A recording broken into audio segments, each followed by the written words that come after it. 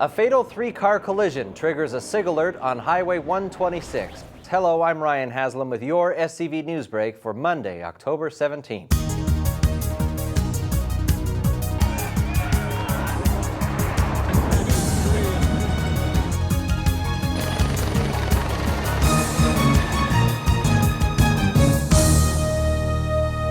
One person is dead and another is in critical condition following a three-vehicle collision on State Route 126. The collision was reported just after 2 p.m. Monday, about a half-mile west of Commerce Center Drive. Witnesses say a tractor-trailer, an Athens Services trash truck, and a silver sedan collided when one of the tires on the big rig blew out. The CHP closed all westbound lanes at 2:18 p.m. and eastbound traffic was limited to one lane. The identity of the victim has not been released. Santa Clarita officials are considering tightening the rules that ban auto repair shops from Newhall's revitalized Main Street. After one such shop took $250,000 from the city to move away and then exploited a loophole in the city's code to move right across the street. The downtown Newhall specific plan bans new auto repair shops from Main Street. But if an existing auto repair business moves out, a new one can replace it in the same location within 180 days. Automotive Technology got a check for $255,000 in April to relocate, but it moved directly across Main Street to a building vacated less than 180 days earlier by a motorcycle shop. A city official said plans are in the works to change the 180-day grace period to only 30 days. The Los Angeles County Board of Supervisors will consider implementing a dozen recommendations from the board's special counsel, and is planning to create a citizens commission on jail violence in response to allegations of excessive force by deputies in the jails. The ACLU has received affidavits from inmates, volunteers, and jail observers alleging misconduct, leading to an FBI investigation. Supervisor Gloria Molina is calling for surveillance cameras in the jails and easing up on methods used to subdue inmates. Supervisor Mike Antonovich plans to appoint retired federal judge Dikran Tevrizian to the new commission.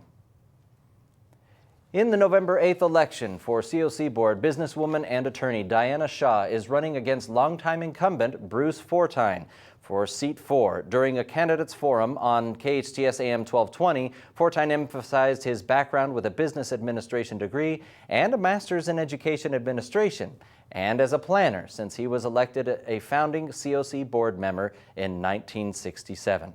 I'm still on the planning team that is planning for the future of COC, and there are big things to come.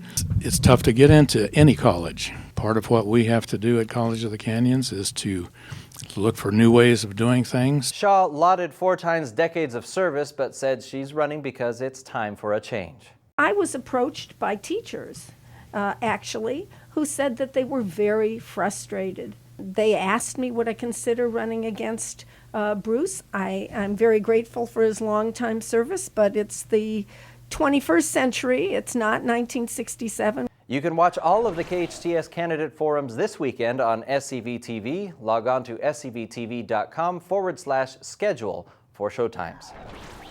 Taking a look outside for weather. Clear skies and a high of 90 degrees today in Santa Clarita. More beautiful days are in store for the rest of the work week. Tuesday's high is expected to be a warm 92 degrees, but we're looking at mid to high 80s Wednesday through Saturday. Starting to cool off toward the weekend. We now have Dave Caldwell here for us in sports to let us know how things went over the weekend. Yeah, it was a big weekend in football, as you are very well aware, and specifically the start of Foothill League play. In the Cloud 49 game of the week you saw here on SCV TV, West Ranch took on Valencia. The Wildcats opened the scoring first with this 63-yard pass play from junior quarterback Garrett Mao to senior wideout Matt Christensen. The score was first set up by a Jake Stone interception. The Vikings came back, topped off with this 8-yard run by running back Jake Solly in the second quarter to tie it up. Then in the third quarter, with Valencia up 17-14, Vikings quarterback Sean Murphy hit Tedrick Thompson on this 10-yard pass to extend Valencia's lead.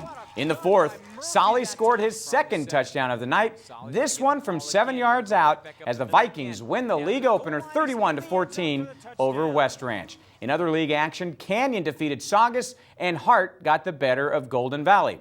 So taking a look at the standings after week 1 of league play, Canyon, Hart, and Valencia have the early leg up, but we still have 4 more games to play. In other high school football action, Santa Clarita Christian shut out Crean Lutheran, and in 8-man, Trinity stays unbeaten with a huge win over Antelope Valley Christian. Vasquez had the week off. In college football, Canyons lost to El Camino, and the Trojans won big on Thursday night. Ryan, it was a sad day in racing, of course, on Sunday with the death of Dan Weldon. His car owner is Brian Herda, a Valencia resident and a graduate of Hart High School. Oh, wow. Yeah. Good thing we have you around to know things like that. Yeah, whatever. Thank you very much, Dave. Thanks, man. All right, well, with food, wine, and entertainment, it's easy to raise money for a great cause. More than a dozen local wineries, retailers, and restaurants participated in the 2011 Wine Affair, Sunday at the Valencia Town Center. The annual event is hosted by the Seroptimist International of Greater Santa Clarita Valley. Portion of the event's proceeds benefit the new neonatal intensive care unit and the Sheila R. Velos Breast Imaging Center at Henry Mayo Newhall Memorial Hospital. In past years, the Wine Affair has raised more than $17,000 for the Breast Imaging Center and more than $8,000 for the hospital. Just hundreds of people and the generosity of wine pourers and food vendors and the venues themselves that are raising great money to fight women's health problems. For more Santa Clarita news, log on to hometownstation.com or scvnews.com. Thank you for joining us. I'm Ryan Haslam.